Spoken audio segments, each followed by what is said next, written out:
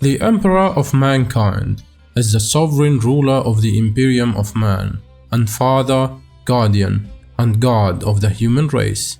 He currently sits immobile within the Golden Throne of Terra, as he has for 10,000 years.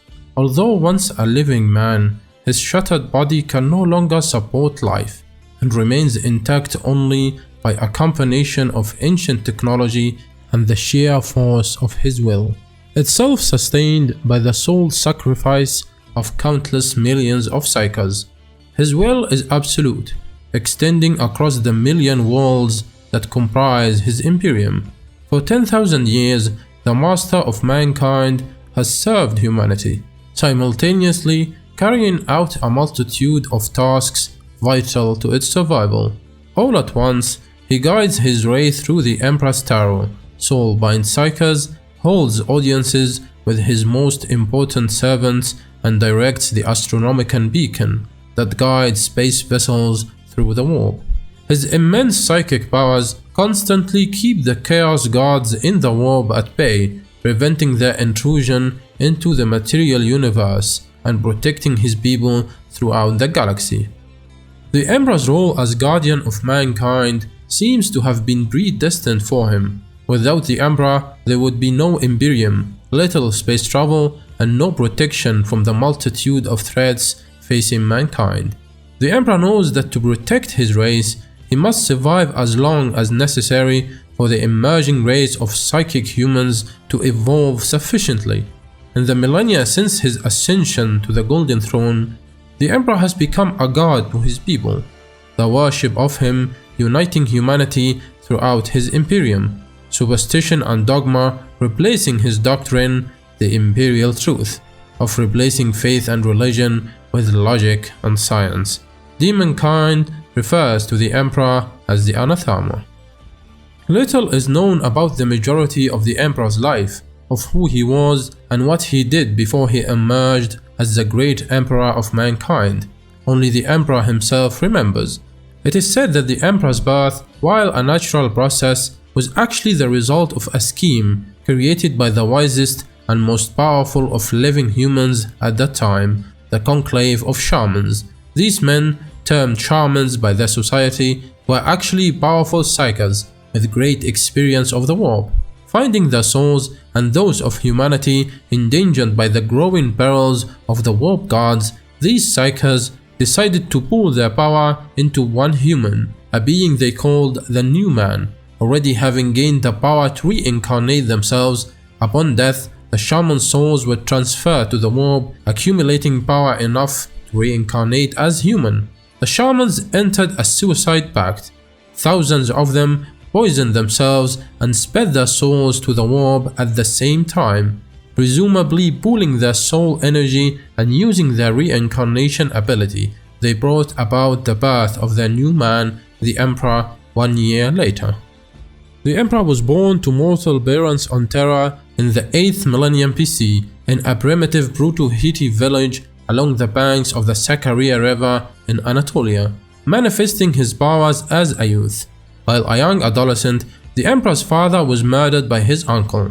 While preparing his father's body for a primitive funeral ritual, he received a vision of his murder. Later, the boy, who would become the Emperor, calmly approached his uncle and stopped his heart with his psychic abilities, displaying neither sorrow nor malice. According to the Emperor himself, this was the moment he realized that humanity needed law, order, and the guidance of a ruler. Shortly after, he left his village for the very first city of humanity, which is likely ancient Sumeria. Sometime later, a perpetual, basically immortal called Erda, met the Emperor, already a warlord attempting to accelerate human evolution and guide the race into a superior species. Erda became one of the Emperor's followers as he attempted to seek out and recruit every perpetual on Earth to his cause. During this ancient time, the Emperor was known as Nuth. At some point before recorded history, the Emperor became a king and organized his own armies with the perpetual that will become known as Ulanias Pearson as his war master. Seeking to protect and guide humanity, the two friends besieged a tower in East Phoenicia built by the cult that will become known as the Cognitae. After their forces succeeded in capturing the tower, they discovered it covered in enuncia, the language that is capable of manipulating the very fabric of reality and bleeding in the corruption power of the warp. Ulanias demanded the tower destroyed, while the Emperor wished to preserve the knowledge it held within in order to better protect against chaos in the future.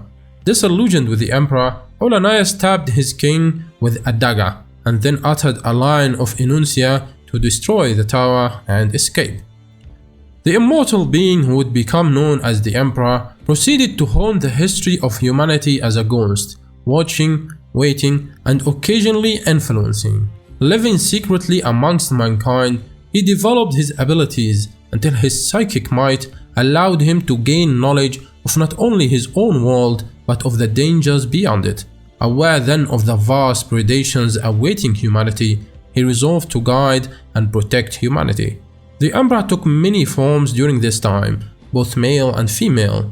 Some were brutal conquerors, some became meek to inherit the earth. One identity of the Emperor during this time was Alexander the Great. Not long after, he discovered what would be named the Golden Throne. During the Dark Age of technology, the perpetual Alivia Surica traveled with the Emperor to the planet Malak, where there was a gateway into the realm of chaos. The Emperor entered the gateway and there made a bargain with the Dark Gods and emerged wielding a measure of their power, including the ability to create the Primarchs. However, for some reason, the Emperor did not keep his end of the bargain to spread chaos to humanity, and he became the anathema of ruinous powers. The Emperor was able to clone the energies he was imbued with, giving them to his Primarchs after combining his own genetic material with that of others. At some point in Earth's history, the Emperor discovered an ancient device beneath the ruins of Asia's deserts and became determined to completely cut off humanity from the malignant influence of the warp.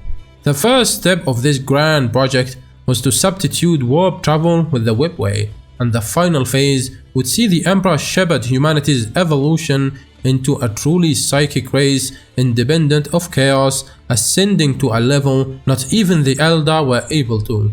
This grand ambition was to guide all of the Emperor's undertakings and would be the culmination of his planning.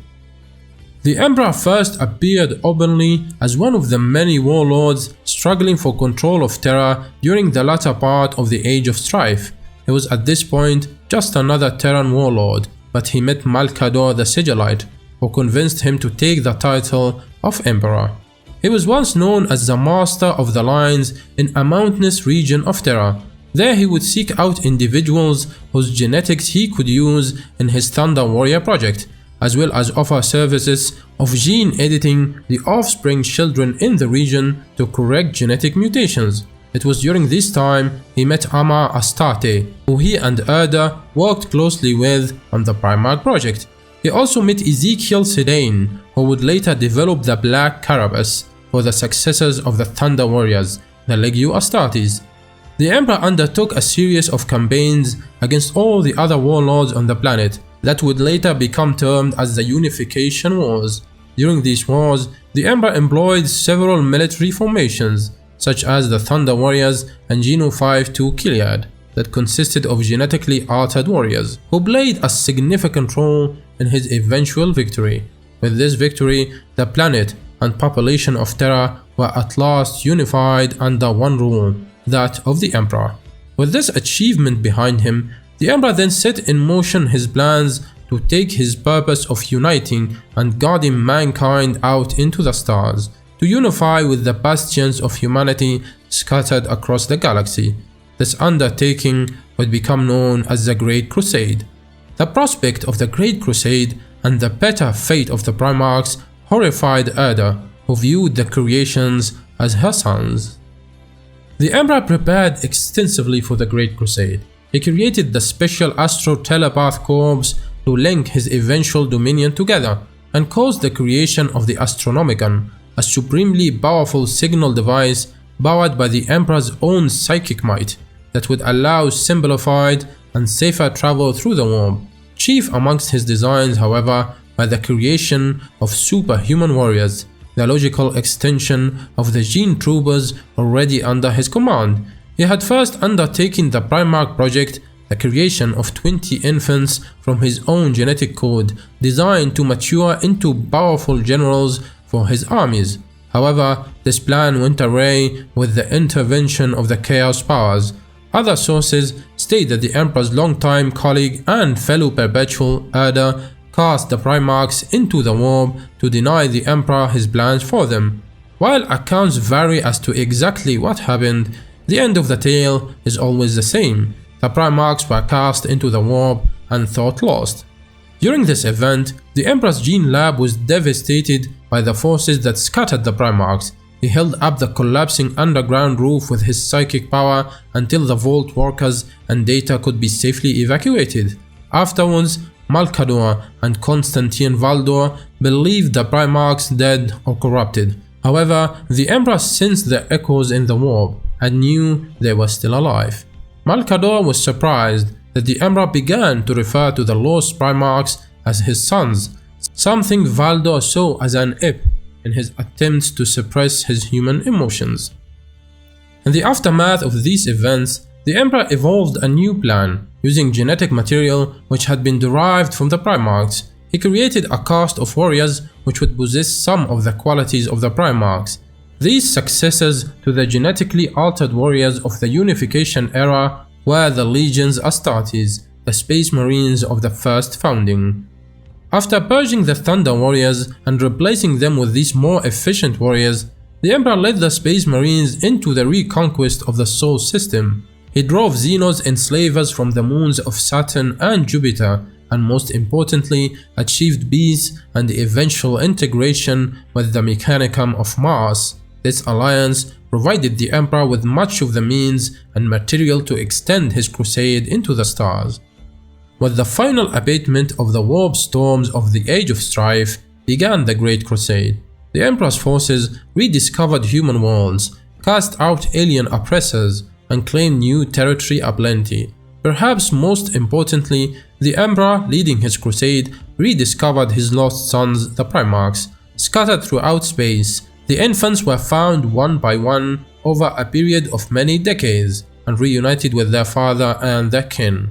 All were placed in command of the Astartes legions created from their respective gene seed and played their part in forging their father's imperium. First amongst the Primarchs was Horus Lupercal, said to be first discovered and first honored. However, a contradictory and dubious account given by Alpharius, Primarch of the 20th Legion, the Alpha Legion, states that he was the first recovered by the Emperor, being found directly on Terra itself. Whatever the truth of Horus's order of discovery, the two fought together at the forefront of the early Great Crusade. The Emperor protected Horus during the Siege of Release, while Horus repaid the favor during the Battle of Guru or the Howling of Guru. During the Battle of Gyros Thravian, the Emperor slew the mighty orc warboss Garkal Black Fang after it had held off 3 of his Primarchs. Some 20 years into the Great Crusade, the Emperor decided to return to Terra and placed Horus in charge of the military advancement of his Imperium in his stead, granting him the title of War Master after the Ulanor Crusade. The Emperor declared that the time had come for his sons to show him what great leaders they were. Turning his back on direct military interventions, the Emperor then created the Council of Terra, the Imperial Tithe, and expanding the civil governing bodies of the Imperium, before retiring in seclusion beneath the Imperial Palace to begin work upon his greatest ambition, the Whipway Project. At some point, the Emperor left the palace to decree the Edict of Nicaea, forbidding the use of librarians within the Astartes legions. This turn of events did not please all of the Emperor's subjects, several of his sons in particular. In the final stages of the Great Crusade, the Emperor's most trusted son, Horus, succumbed to chaos temptation after being stabbed with the blade known as Kimbrak Anathame. Horus was told that the reason the Emperor had left the Great Crusade was so he could attempt to reach godhood, abandoning all his sons and betray one of the central tenets of the Great Crusade, to enlighten humanity and free it from the bonds of false gods. Horus saw it as his duty to save the Imperium and turned on his father. Having corrupted fully half of the Space Marine legions, Horus led them against the Emperor and plunged the fledgling galactic empire into a colossal civil war. This became the most terrible conflict in human history, and billions perished as the traitor legions tore apart the empire they had helped to forge.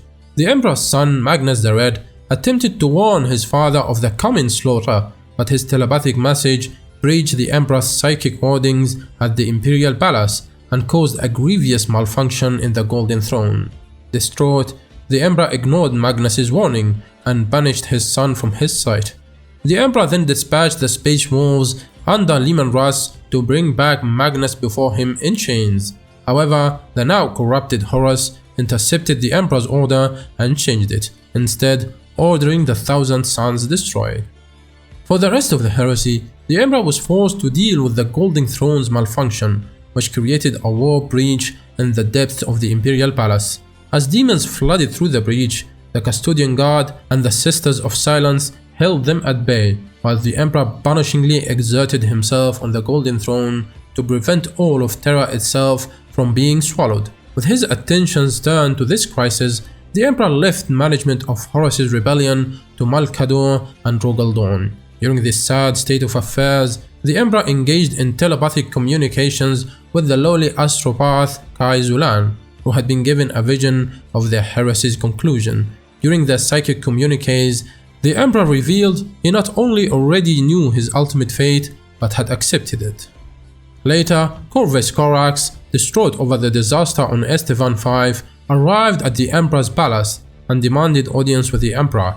Diverting some of his attention to the task of maintaining the Golden Throne, the Emperor psychically imbued part of the secrets of creating Astartes into his son's mind. Thus Corax was able to begin rebuilding the Raven Guard.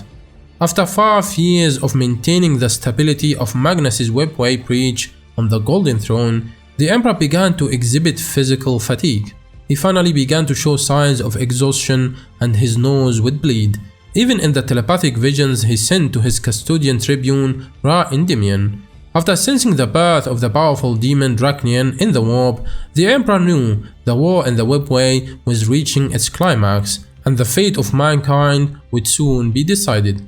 He ordered the Sisters of Silence to gather 1,000 psykers across the galaxy and sacrifice them to the Golden Throne. This allowed the throne to be powered for a single day without the Emperor's presence, and he used that time to plunge into the webway and rescue the retreating Imperial forces. After sweeping aside the demonic hordes, he confronted Drach'nyen and sealed it into the body of Ra-Endymion, telling him to run as far as he could into the depths of the webway in order to keep humanity safe from its influence. Afterwards, the Emperor was forced to seal the webway portal on Terra by again becoming a prisoner to the Golden Throne. The Emperor lamented that his great work was ruined and maintained that now the Webway project had failed. Humanity was ultimately doomed. Horus would be defeated by his hands, but someone else would take his place. To the shock of his custodian, Diocletian, the Emperor declared the Imperium ultimately doomed, be it in a year or 10,000, and for the first time admitted he did not know what to do. Shortly before the siege of Terra, the Emperor appeared before the 9 chosen champions of Malkador's Knights Errant. The Master of Mankind stated that while his original Space Marines were built to wage war in the material, these new chosen must build a new order to wage war against the immaterial. Their fight against Horus was over, but their mission to come would nonetheless be necessary for the survival of humanity. The Emperor revealed he was initially hesitant to fight against these forces directly, seeking instead to contain it. However, Malkador was eventually able to convince him that direct action was needed. After telling them of their role, the Emperor bid them farewell as Malkador's confidant, the elder human hybrid Aelwinter, created a portal to Titan. As Horus besieged the Sol system in the Materium, so did the Ruinous powers assail the Imperium in the Immaterium. The Emperor alone held back the tides of the warp from the Sol system. During these struggles, he often took the form of a prehistoric, weary old man in a fur coat, huddled over a dying fire. As Horus finally arrived in the Sol system, he appeared to the Emperor as a feral wolf, goading the Emperor and declaring him a tyrant and liar.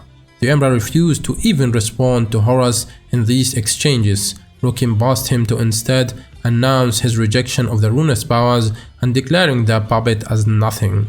As the impulse of his fire died, the shadows around him drew closer and closer. As Horus arrived directly over Terra, the fire finally died, and Horus gloated that the only option left for his father was to run. In the early stages of the Siege of Terra, the Emperor was confined to the throne, maintaining a psychic barrier that kept demons from manifesting on Terra. The barrier was so strong that even the demon Primarchs were unable to penetrate it. The traitors were eventually able to overcome the barrier through a warped ritual involving the mass sacrifice of lives on Terra.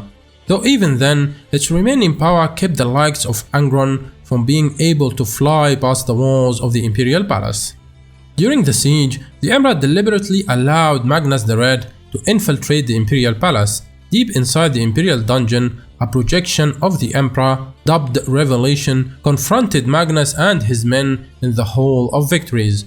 Revelation led them to the throne room, where Magnus came before the Emperor of Mankind on the Golden Throne. Determined to go through with his vow to slay his father, Magnus obliterated the projection of Revelation and powered up his staff to deliver a killing blow to the Emperor upon the Golden Throne. However, before he could carry through with the act, he was blocked by Vulcan as his 1,000 sons engaged in battle with Vulcan's Drach'nyen and Beake's back. The Emperor's eyes suddenly opened, and Magnus found himself floating through the ether with his father and witnessing the rise and fall of the galaxy's many empires. The Emperor showed Magnus a future where the Primarchs never turned against the Imperium, and the lost world in the galaxy was conquered in the name of mankind. In this future, Magnus sat upon the Golden Throne to power the Imperial Webway, but his soul was in perpetual bliss as it drifted into the Immaterium along the Emperor to discover the limits of cosmic knowledge. The Emperor stated that this future may yet happen, and Magnus could return to the Loyalist side, at the head of a new legion being prepared for him. Together, the Emperor and Magnus would expel the traitors from Terra and undertake the Great Scouring. However, the price was steep, for the Emperor declared the 1,000 sons damned due to rampant flesh change. They could not follow Magnus back into the Emperor's embrace and would need to be purged. This price was too much for Magnus to bear, and he again struck at the Emperor, but found himself in battle with Vulcan, who eventually managed to chase the Crimson King from the throne room. Mere hours after Sanguinius made his heroic stand at the Eternity Gate and Rogal Dawn's own command center fell to traitor forces, Horus mysteriously lowered the Void Shields to his own flagship, the Vengeful Spirit. Malcador soon told the Emperor of this development, finally rousing the master of mankind. The Emperor gathered his remaining loyal generals to him, Sanguinius, Dawn, Vulcan, and Constantine Valdor, and against all of their objections, announced his plan to teleport to the Vengeful Spirit and end his treacherous son once and for all.